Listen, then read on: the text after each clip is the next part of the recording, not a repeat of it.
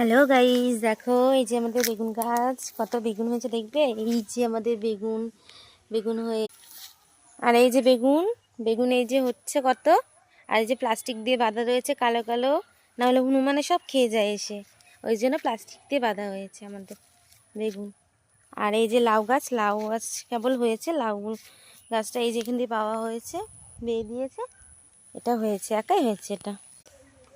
এই দেখো বন্ধুরা, বেগুনের ফুল দেখো তোমরা, এই যে বেগুনের ফুল, এইখান থেকে বেগুন হবে, এই যে হয়েছে। আর এই যে বেগুন হয়েছে। আর এই যে লঙ্কা গাছ, আমাদের লঙ্কা গাছ আছে, ভেতরে ভেতরে লঙ্কা গাছ লাগানো হয়েছে, লঙ্কাও হয়, ভেতরে ভেতরে বেগুন হয়েছে এই যে।